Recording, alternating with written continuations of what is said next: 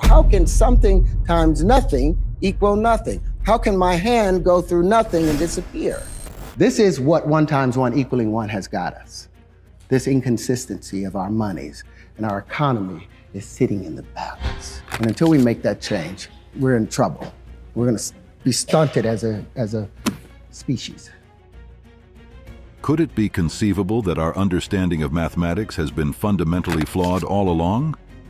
Terrence Howard seems to think so. Now, my biggest question, well, another thing based on what's my greatest accomplishment, would have been to question mathematical fallacy that 1 times 1 equals 1. Because how could an action times an action not have a reaction? Terrence just revealed what he discovered on the calculator. It seems he found something influential. See, what I had to do, what they didn't know when I first came out and talked about the number system, they didn't know that I had already discovered that in the calculator. They didn't know that I had discovered 4 supersymmetrical systems based off of 1 times 1 equaling 2. If a multiplying 1 times 1 stays 1, then the definition of multiplying, which is increase or cause to increase greatly in number or quantity, must be wrong.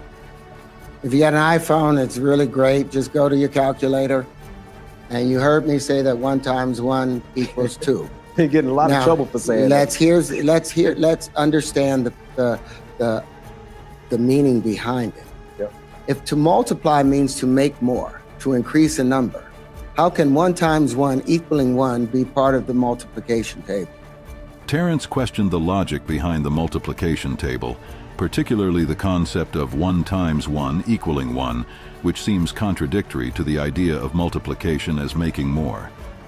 Because every action has a natural reaction. So I was like, how did they come up with this irrational and illogical set of things? If to multiply means to make more, then how can 1 times 1 equaling 1 be part of a multiplication table? It fails to satisfy the term multiply. So questioning that, and in the first, second, third grade, as I came along, that courage towards curiosity and an unbridled passion towards finding the truth, which therefore the Bible or any other book has to be held.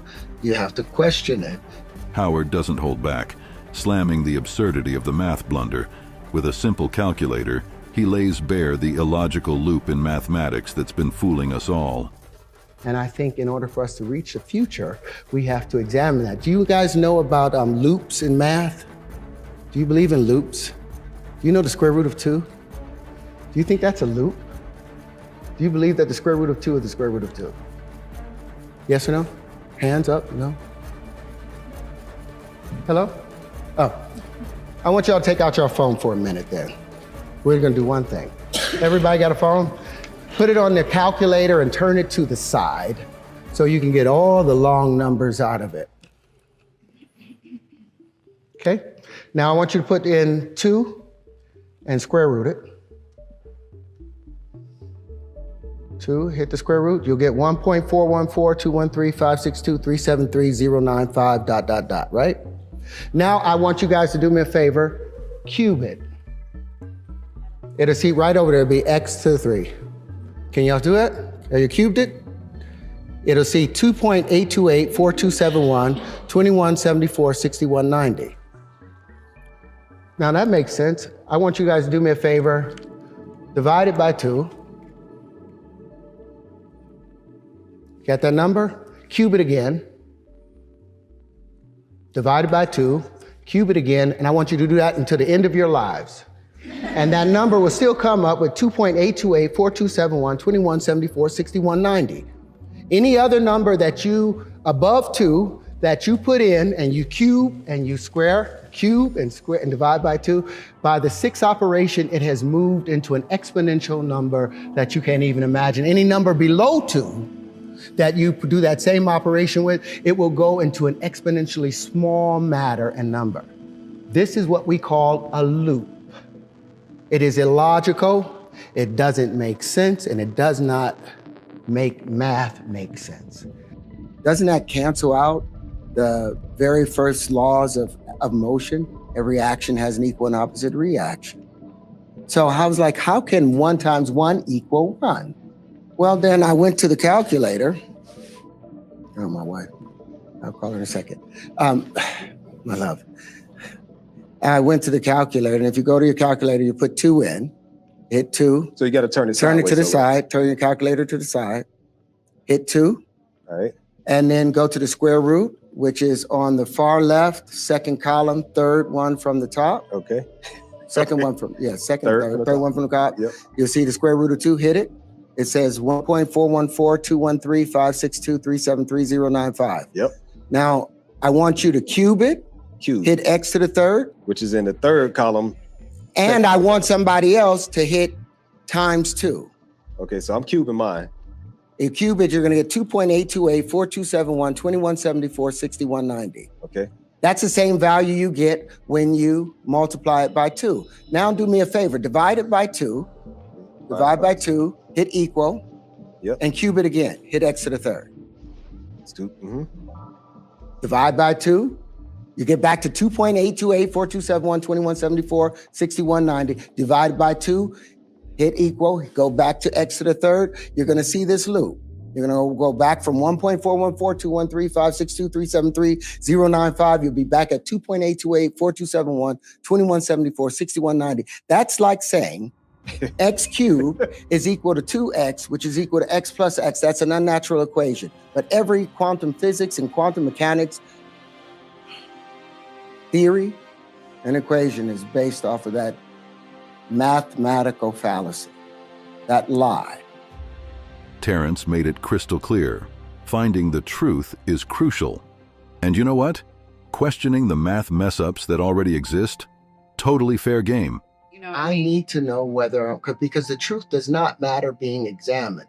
It's just the lie that doesn't like being examined. Okay. You're not supposed to ask those things, but the truth always welcomes thorough examination, rigor. That's what we're supposed to, that's what our math was supposed to do. So how do you have where the square root of 2, when you cube it, has the same value as the square root of 2 when you multiply it by 2? That's like making x cubed equal to 2x, which is equal to x plus x. That's an unnatural equation. So that means the math is off. How can you multiply by 0, but you can't divide by it without it becoming an infinity when division is the inverse operation of multiplication? That's how you check your multiplication, is you divide it back. So if you can't divide it back, then it's unreal. And in the scriptures, Jesus didn't mind being questioned. No. So why would the Bible, or the people that promote the Bible, why would they question or be upset with someone questioning whether these traditions are actually from the Creator? And if they're from the Creator, you'll know. So for me, it was important to find the truth. That's all I care about. I care about the truth and make way for life. What we need to do is, the first thing in math is you're supposed to have a balance equation, which 1 times 1 equals 1 is an unbalanced equation.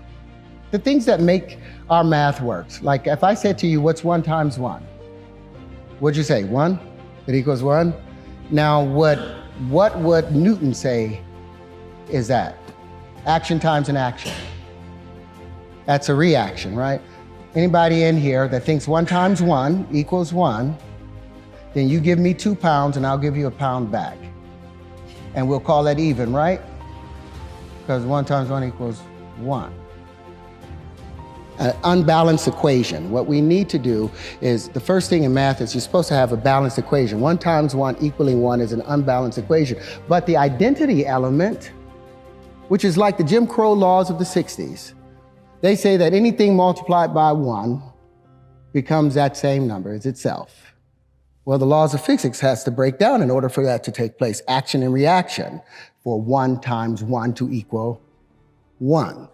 In comparison to if I said, what's $1 times $1? Anybody know it's $1? Well, what's a dime times a dime, or 10 pence? 10 pence, yeah. 10 pence times 10 pence? That's a pound, right? 10 pence times 10 pence? Is that right, honey? What about 100 pence times 100 pence? That's a pound times a pound, right? That's $100, ain't it? What about a quarter? What about 4 quarters times 4 quarters? That's $1, right? That's a pound, right? Well, that's $4. Now, all of these things are legal. The banks can say $1 times $1 is $1 and give you that. Or the banks can say to a friend, $1 times $1 is a quarter times a quarter. It's 4 quarters times 4 quarters, and give that person $4. They can say to another person, $1 times $1 is 100 pence times 100 pence. That person gets $100. So that money is generated. And this is all legal. Our science might be stuck because of math's problems, but could it be that we've been misled by the laws of math and physics? Let's hear Terrence out. It's being received because people got their calculators. It's being received because the thing about geometry, like somebody can have an equation and they can confuse a lot of people with an equation. They can confuse a lot of people with a long lecture. But geometry is its own proof. Symmetry, supersymmetry is its own proof. The eyes look at, well, it looks right. That in itself, you can't argue with. For years when I was talking about the 1 times 1 equaling 2, the world attacked, and they attacked so vigorously and viciously about it. That's where the matrix, that's where it doesn't fit. And that's just one thing. And that's at the very beginning of our math. So they tried to call me crazy about bringing this up, but it's crazy to think that to multiply, you can have 1 times 1 equal 1. And then what about multiplying by 0? How can something times nothing equal nothing? How can my hand go through nothing and disappear? What's happened to the laws of conservation of energy? How can you multiply by 0, but you can't divide by it? You divide by 0, you end up with an infinity. Isn't multiplication an inverse operation of division? Do you think it's not happening in the banks? This is what 1 times 1 equaling 1 has got us. This inconsistency of our monies and our economy is sitting in the balance. And the rest of our future is sitting in the balance because our science has been stunted as a result of the problems in mathematics, because math asks for the basic laws of physics to break down in order for 1 times 1 to equal 1. In order for 1 times 0 to equal nothing, laws of conservation of energy has to disappear. And math is, the foundating laws of math is supposed to support the laws of physics. They are arm in arm. They cannot be in controversy with each other. So we need an audit on the Platonic solids, we need an audit on the square root of 2, and we need an audit on action and reaction, or we either got to get rid of, we say 1 times 1 equals 1 and there's no action and reaction. One or the other, you can't have both. And until we make that change, we're in trouble. We're gonna be stunted as a species. Terrence Howard casts doubt on the history of the Creator, which he sees as massively flawed. He believes we must recognize one thing: perfection cannot create imperfection. Bible is supposed to be the inspired word of God. Therefore, if what you find one lie in there, then you have to call into question everything else that's been placed there. And I'm not sure that that is the history of the Creator. And I think the Creator is so much more expansive than that. And one thing that we all need to recognize, perfection cannot create imperfection. It cannot make any immortality, or eternal cannot create something that is non-eternal. You know, and everything inside the universe is alive. And what people don't recognize is that the entire universe is the Creator, and we are part of that. So we are the Creator within it. And when we do good, then God is good. But when we do bad, God works in mysterious ways. But once you recognize the divinity within you, then the universe behaves as if you have the authority. And that's why it's so important to keep your word. And what Jesus was trying to tell everybody was that you are God. What Da Vinci tried to do at 80, I did at 6 years old because I had been working on it perhaps from a past life. Now, I'm not trying to say I'm crazy or there's reincarnation or anything, but we know that energy just reboots itself. So we are eternal. So stop panicking, thinking your life is over. You've done this trillions of times. You'll get good at it and we'll be perfect one time if we get conscious. But we have to get conscious, because I can either say I'm the smartest man in the world, that I figured out what nobody else in the world could figure out. With Aristotle, with Plato, Pythagoras, all of them tried to figure this out, but I know I am not smarter than these men. So I know that there's something to the consciousness of carrying things through, because the information and knowledge that I have, I didn't go to school. I had a 1.6 grade point average graduating from high school because I had other things to do. But this information kind of educated me along the way because I was born into it. And now I have the pieces to follow it, and hopefully Chris and maybe Oxford and will do some of the vetting for these things, and we can change the world. But if not, I'll keep doing it, and I'll do it in the next lifetime. If not this one, and in the next lifetime after that. Just remember, and another thing, don't forget, you know, you go from positive to negative, everything polarizes positive to negative, then more than likely, with each lifetime, male to female, male to female, if the universe is consistent. I think it is. He mentions how funny it is that he patented everything he shared with the audience. Then he goes on to dissect the meaning behind the flower of life symbol. Let's hear Terrence's insights. Well, you know, it's funny, I actually patented 1 squared. All these things that I showed you guys, I've patented all these things. You know why I patented them? Because in 1926, a man named Walter Russell wrote a book called The Universal One, and in it he introduced an entirely new periodic table. And there he introduced the 2 heavy water elements, and then plutonium and deuterium. Both of those, all 4 of those elements that had never been discovered, he sent out to 800 different universities in his book. 2 years later, he watched as other people came and got Nobel Prizes for his work. Why? Because he didn't patent it. He didn't copyright it. So I copywrote all these things and patented all these things before bringing them to you. They are true, and I think there's some value to them. I don't know why I said that. Did I? You're thinking that the entire money system is off, or we're just thinking the decimal system? Yeah, it's the decimal system that's off. The money is, there's nothing wrong with the money, but how we deal with the money. But if you can divide money, you can multiply it. It works hand in hand. The idea of, like one of the things I've been saying, the Euclidean mindset has kept us so locked away. Like there's tons of paperwork of Da Vinci working on the flower of life and trying to unravel it. But every single existence, every single example, you see him making straight lines and trying to make these straight lines bend in, and therefore he was never able to open it up. Because the universe is curved, all space is curved. And as a result, what I was doing in trying to find these straight lines, I abandoned the idea of the straight line. The shortest distance between 2 points is curved space, because you cannot force your way straight through space. Even electricity, as it moves from a southern plane to a northern plane, it always goes northeast in its direction. And magnetism, as it expands out, it goes southwestern. And that's the spin. That's how you always know whether it's magnetism or electricity. It's the spin. Is it northeast or is it southwest? But in trying to define curved matter, I'm so sorry, I get so distracted.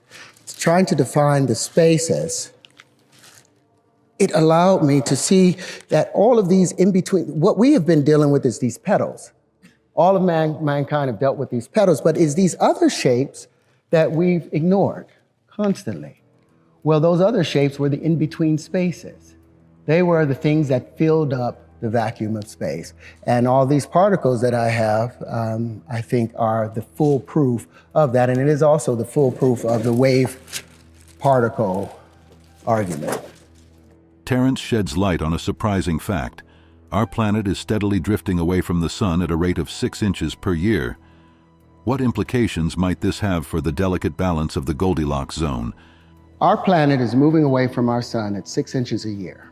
You guys know that. 15 centimeters a year, our planet is pushing away from the sun. So in less than 500 million years, our planet will be out of the Goldilocks zone. Will be somewhere near where Mars is, somewhere halfway between there. So life will not be able to be sustained on this planet anymore. Not just interplanetary, you have to become interstellar. But with approximations, you cannot become interstellar. You cannot become interstellar with a point that will take you all the way over here with a straight line when the actual event is taking place over here. When you're going 600 quadrillion miles, you can't make a mistake. You need precision. And that's what the math is about. These pieces predict the natural distribution of matter and the distribution of where you can find yourself in that space. And I'm confident behind it. For 40 years, I've worked on this. And I think it's ready. And I came out and I was born. The first thing I thought about when I was 5 years old, I was obsessed with bubbles. I was like, why does a bubble take the shape of a ball? Why not a square or a triangle? And I would go and try and make square or triangular bubbles. And you could never do it because it turns out everything expands as a sphere and everything contracts in geometric form. You drop a pebble into the pond, it expands in a perfect sphere unless there's something in the way. The moment it hits the edge of the shore and starts to come back, it's the contracting waves that hit the expanding waves that creates the initial geometries. Everything expands as a sphere, everything contracts in geometry and fits, basically. So what I'm saying, and what I tried to tell you guys earlier, this is not your first time, it's not your first rodeo, and it won't be your last rodeo. Don't panic in this life. You can actually, there's no sense of everything goes to sleep and it wakes back up again. Refolds and unfolds, refolds and unfolds. And if you're wise, if you're careful, because you can remember conscious moments in your life, can't you? You can remember moments when you're like, wait a minute, I'm in a bigger space than just this little body right here. You become fully aware of everything around you. And if you quiet yourself, you can think about those things. Well, apparently I did that at the last passage because when I came into this life, I woke up, remember, don't forget, don't forget, don't forget, don't forget, don't forget. And the first thing I did was worked out the flower of life. When I was 6 years old, I started making these pieces. No, because I don't identify with average. You know, I don't identify with that. When I look in the mirror, I see the creator. Okay. You know, I don't see anything short of the creator. There's not one part of me that wasn't made from the creator. So there's not one part of me that's not perfect. Now, maybe my perception and understanding isn't there because I've allowed myself to be influenced by other things, but I see myself in the most humble way as being directly from the creator, and I see everyone else and everything else as being directly from the creator. Even the plastic that makes this up, that carbon is still vibrating at the key of E, breathing in and breathing out. We look at this and call it, but that Browning effect is the life principle continuing on in it. So when I recognize that this is alive, I recognize that I'm alive, and I recognize that this carries the same nature of the creator, then it recognizes that in me. And so there's an equanimity, you know, and I don't see myself above a piece of tissue or below the creator himself. Being able to define the entire electric field or the plasmic field and patent it. Yeah. And the things that I discovered with that prove that the platonic solids, which our entire infrastructure is built off, were only averages and approximations, and that all of the postulates and axioms they've built off of are erroneous. And being able to present that, but also being given the blessing of defining the magnetic field, the feminine side, and patenting those, the expansion or the unfolding of the universe, but then being given the opportunity to define the neutral that sits between it, or the constitution, which is the linchpin that mitigates between the micro, which is the electric world, and the macro, which is the magnetic world. And this works as a bridge, a common factor between. So having discovered and patented the grand unified field equation, and putting it into practice and building all of these new industries that have come from it, from transcendental lighting to tangential flight, to in supersymmetrical systems. I've patented 4 supersymmetrical systems. And a supersymmetrical system it always aligns. That's how the universe behaves. And according to science, there are no supersymmetrical systems because the platonic solids have a thing called discrete symmetry. And for everybody out there, I was just about to say, the platonic solids were 5 polygons that that are based upon straight lines and flat planes. What Da Vinci tried to do at 80, I did at 6 years old because I had been working on it perhaps from a past life. The Euclidean mindset has kept us so locked away. Like there's tons of paperwork of Da Vinci working on the flower of life and trying to unravel it. Terrence Howard mentioned something about an ancient discovery called the flower of life, which represents one of the oldest images we have. The oldest images that we have from antiquity and found on every continent is this image where 64 circles are overlapped, and it's called the flower of life. And on every continent it was found, in whatever language, it was always called the flower of life. Made 6,000 years ago, messes with us because we can't draw a straight line in it.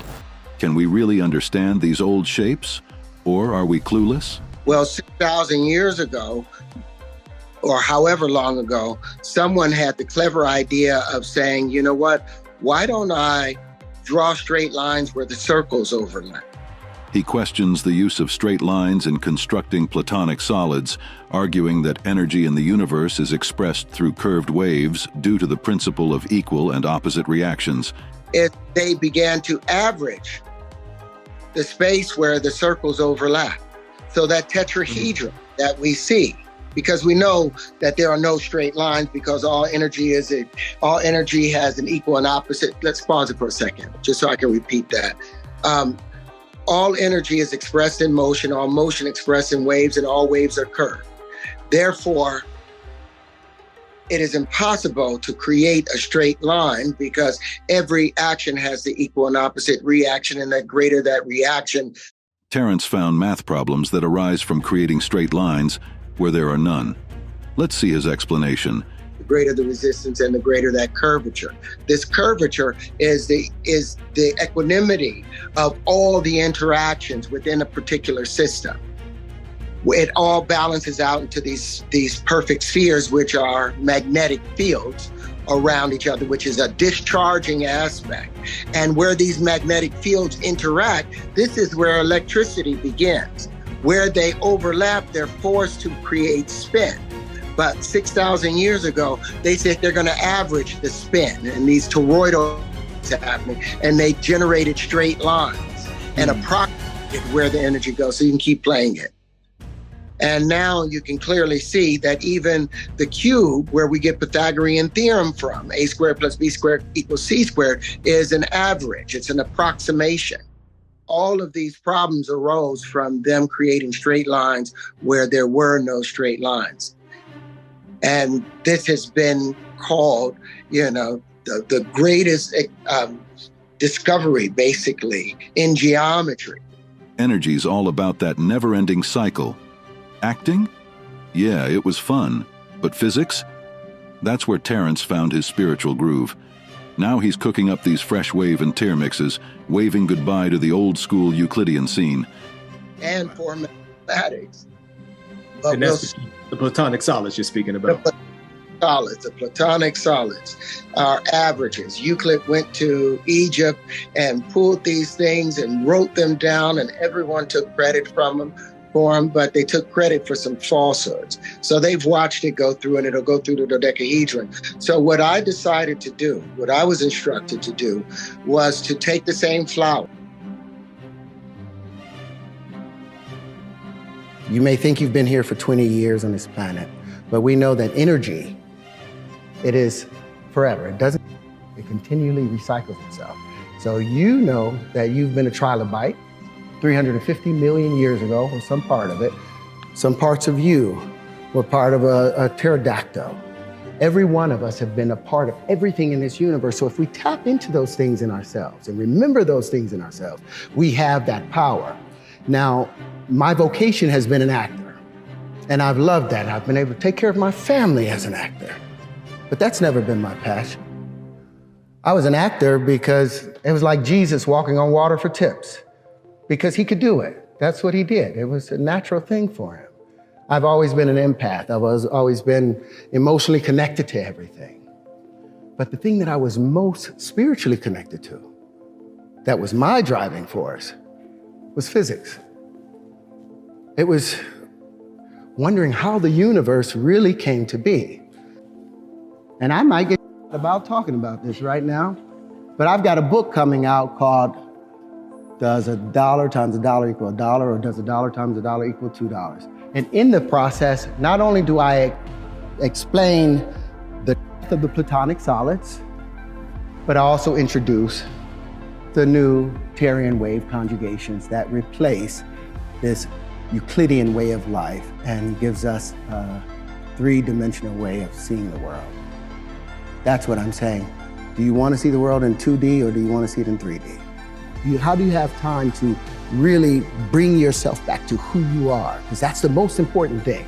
That's the thing that's going to bother you more than anything else. You will look at yourself one day and you won't know who you are because you don't remember who you were. You know, sometime along the way, or maybe at 13 or 14, we let go of the little person that kept us going. The flower of life, said to be the oldest symbol ever, dates back 6,000 years. Da Vinci and Newton, they were obsessed, spending their lives trying to figure it out. I want you guys to know about a 6,000-year-old secret. 6,000 years, mankind has been trying to decipher this one little thing called the flower of life. Now, do you know the flower of life? Have you guys ever seen this before? Now, you know this is one of the oldest symbols in human history, right? Or do you not know? This symbol was found in the Temple of Osiris in Egypt, and it had been molecularly burned into the wall. And it's 6,000 years old. This same symbol has been found in the forbidden temples in China, sitting under the fufu dogs, and the foot on it, the flower of life, saying whoever controlled that flower of life controlled the universe.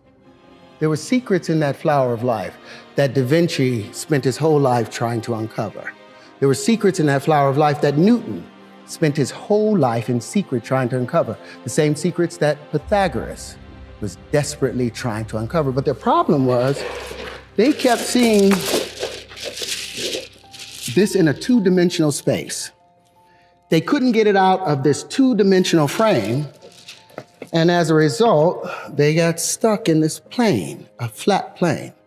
Now, what Da Vinci and all of them wanted to do, they were trying to find a way to bring this flower to life, because what is inside of it? Well, apparently, there were secrets inside of it, shapes. Nature doesn't follow straight lines, and Terrence proved it with the space between Earth and the Moon. Have we been blinded by our stubborn adherence to tradition? Or are we ready to shake things up with a new perspective? And all of those other things out of it. But they were misled by something I think called a straight line. You guys believe in straight lines? You believe there's straight lines in the universe? Well, let me hit you with something. All energy in the universe is expressed in what? it's in motion. If something is still, there's no energy. Kinetic, right? All motion is expressed in what? You look at galaxies, are they expressed in straight lines? Expressed in vortices. All vortices are expressed in what? Waves. All waves are curved. Show me a straight line in nature. You show me where the platonic solids come from. Where do they have their foundations in our universe? Are there any straight lines? If you look at anything, there are no straight lines. That's been the mistake. We've been looking at these straight lines, this Euclidean way of thinking, and missing the curvature of nature. So here we are, back with the curvature of nature, and you have all these little pieces. Now, this has always been an information system. So compare some of these points, take a point here, and say, well, what's the space in between all of these things? Now, they've said that all the in-between spaces, if this is the Earth and this is the moon right here, all this in-between space is filled with what? A void. There's nothing in the void. Well, I found that there is something in the void. The elementary fundamental particles that they've been searching for at the CERN Collider, the Hadron Collider in CERN, I found that their energy signatures matched perfectly to some of the pieces that I was able to pull out of here. The idea of, like one of the things I've been saying, the Euclidean mindset has kept us so locked away. Like there's tons of paperwork of Da Vinci working on the flower of life and trying to unravel it. But every single existence, every single example, you see him making straight lines and trying to make these straight lines bend in, and therefore he was never able to open it up. Because all the universe is curved, all space is curved.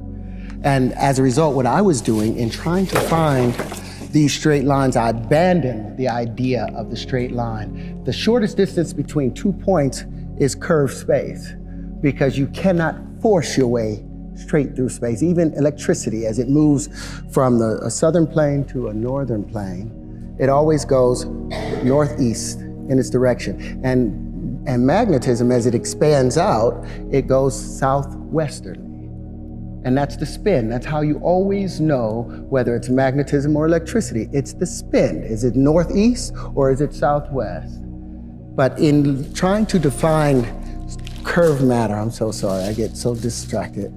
Trying to define the spaces, it allowed me to see that all of these in between, what we have been dealing with is these petals. All of mankind have dealt with these petals, but it's these other shapes that we've ignored constantly. Well, those other shapes were the in-between spaces. They were the things that filled up the vacuum of space. And all these particles that I have, I think are the full proof of that. And it is also the full proof of the wave particle argument. Terrence Howard says it's all about chemical reactions.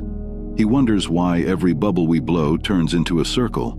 Everything is based on chemical reactions. In order for me to become a character, I have to change my chemical composition of how I'm thinking, and as a result, that changes how I position myself, which changes how the heat is generated and transferred out in and out of my body. Everything comes down to chemistry. You know, so acting in physics, in physics, when two things are drawn to each other, it's because they are of similar charge. It's not positive, because they say negatives attract. But cold air drops down. Does it attract to the hot air rising up? No, it passes right by each other. Because negatives, opposites don't attract, it's positives that attract to each other. Two positives drawn to each other, two negatives discharge each other. So it's all about physics to me. It's all about chemistry, and it's how the physics, how another actor is relating to me. A slight change in his body language changes my tone. It's all physics. And I came out and I was born. The first thing I thought about when I was 5 years old, I was obsessed with bubbles. I was like, why does a bubble take the shape of a ball? Why not a square or a triangle? And I would go and try and make square or triangular bubbles. And you could never do it, because it turns out everything expands as a sphere and everything contracts in geometric form. You drop a pebble into the pond, it expands in a perfect sphere unless there's something in the way. The moment it hits the edge of the shore and starts to come back, it's the contracting waves that hit the expanding waves that creates the initial geometries. Everything expands as a sphere, everything contracts in geometry and fits, basically. So what I'm saying, and what I tried to tell you guys earlier, this is not your first time, it's not your first rodeo, and it won't be your last rodeo. Don't panic in this life. You can actually, there's no sense of everything goes to sleep and it wakes back up again. Refolds and unfolds, refolds and unfolds. And if you're wise, if you're careful, because you can remember conscious moments in your life, can't you? You can remember moments when you're like, wait a minute, I'm in a bigger space than just this little body right here. You become fully aware of everything around you. And if you quiet yourself, you can think about those things. Well, apparently I did that at the last passage, because when I came into this life, I woke up, remember, don't forget, don't forget, don't forget, don't forget, don't forget. And the first thing I did was work out the flower of life. When I was 6 years old, I started making these pieces. Terrence Howard credits his research breakthroughs to energy from his past life. Are we just carrying echoes from before, or is there something more to it? What Da Vinci tried to do at 80, I did at 6 years old because I had been working on it perhaps from a past life. Now, I'm not trying to say I'm crazy or there's reincarnation or anything, but we know that energy does not, energy just reboots itself. So we are eternal, so stop panicking, thinking your life is over. You've done this trillions of times. You'll get good at it and we'll be perfect one time if we get conscious. But we have to get conscious, because I can either say I'm the smartest man in the world, that I figured out what nobody else in the world could figure out. With Aristotle, with Plato, Pythagoras, all of them tried to figure this out, but I know I am not smarter than these men. So I know that there's something to the consciousness of carrying things through, because the information and the knowledge that I have, I didn't go to school. I had a 1.6 grade point average graduating from high school because I had other things to do. But this information kind of educated me along the way because I was born into it. And now I have the pieces to follow it, and hopefully Chris and maybe Oxford and will do some of the vetting for these things, and we can change the world. But if not, I'll keep doing it, and I'll do it in the next lifetime. If not this one, and the next lifetime after that. Just remember, and another thing, don't forget, you know, you go from positive to negative, everything polarizes positive to negative, then more than likely, with each lifetime, male to female, male to female, if the universe is consistent. I think it is. Terrence Howard throws shade at traditional math on elementary particles, insisting it needs a serious reboot. What I've done is I've figured out about 7 different elementary particles, fundamental particles. And then there were secondary generational particles that seemed to occur. And when these things began to build up more and more, they began to create their own systems. And these systems is what I brought to Oxford, because I would like for you guys to examine them, put them to test, because I bet you will find all the fundamental particles that they've been looking for in the unified theory of the universe. It's a big statement, but I've got a lot of stuff to back it up if given the opportunity to do so. But the flower of life has been opened, and when we get an opportunity, I'd love to show you some of these things. Can I go on? Yep, you good? Mm-hmm. I can't, without being able to show the pieces, it's a whole different monster. But all of these wave conjugations, all of these states of matter, all of these things, it's time for that to be changed now. We have changed all of our buildings to be aerodynamic. Our airplanes are no longer based on a two-dimensional Euclidean way of life, but our math is still based on a two-dimensional way.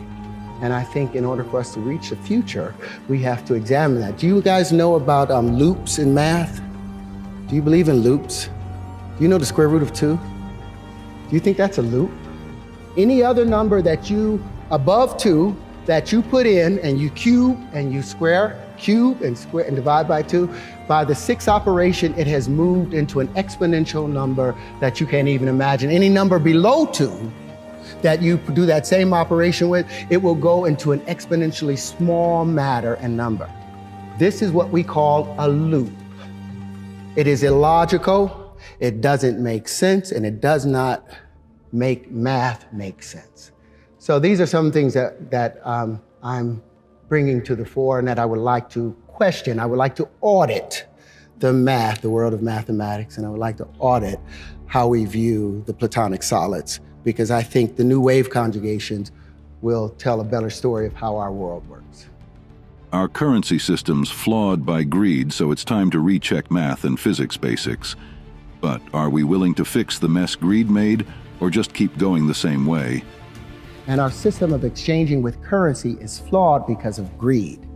There's not like if 1 times 1 equals 2, we've got an equilibrium of balance. 1 times 1 equals 1, you've got loss. When 1 times 1 equals 3 or more, you're talking about over unity and supersymmetry. And that's how you get the universe to work for you. Instead of using just the solar voltaics off of it, you also use the piezoelectric effects of it.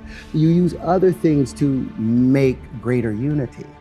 But 1 times 1 equaling 1, when it could also equal a pound times a pound equaling a pound, when it could also equal $4 or $10 or $100, does that make sense to you? Do you think the banks are abusing that? What's a quarter times a quarter? If I ask anybody in this room, what's a quarter times a quarter? That's 25 times 25. The computer will the calculator will tell you it's 6.25 cents. But we know 25 pence times 25 pence is 625 pence. That's 6 pounds and 25 pence, but the computer or the banks only have to give you 6 1/4 cents reference for it. Or let's say you put a dime times a dime. Let me get this out. Say you take a dime times a dime. You put that in your calculator, it says 1 cent. 0.10 times 0.10 is 1 cent. But we know a dime times a dime is a whole dollar. But the banks gives us money based on that evaluation. Is that fair? And this is all legal. Do you think it's not happening in the banks? This is what 1 times 1 equaling 1 has got us. This inconsistency of our monies and our economy is sitting in the balance. And the rest of our future is sitting in the balance because our science has been stunted as a result of the problems in mathematics, because math asks for the basic laws of physics to break down in order for 1 times 1 to equal 1. In order for 1 times 0 to equal nothing, laws of conservation of energy has to disappear. And math is the foundating laws of math is supposed to support the laws of physics. They are arm in arm. They cannot be in controversy with each other. So we need an audit on the Platonic solids, we need an audit on the square root of 2, and we need an audit on action and reaction, or we either got to get rid of, we say 1 times 1 equals 1 and there's no action and reaction. One or the other, you can't have both. And until we make that change, we're in trouble. We're gonna be stunted as a species. Terrence Howard says we've got it wrong about magnetism and radiation being all bad. They're actually crucial for making new stuff. I mean, you got to remember, we've been here since the very beginning. There is no good or bad. It's just your perspective that you're sitting from. Is it beneficial for everyone around, or is it not? There's something that has to build up, and there's something that needs to tear it down.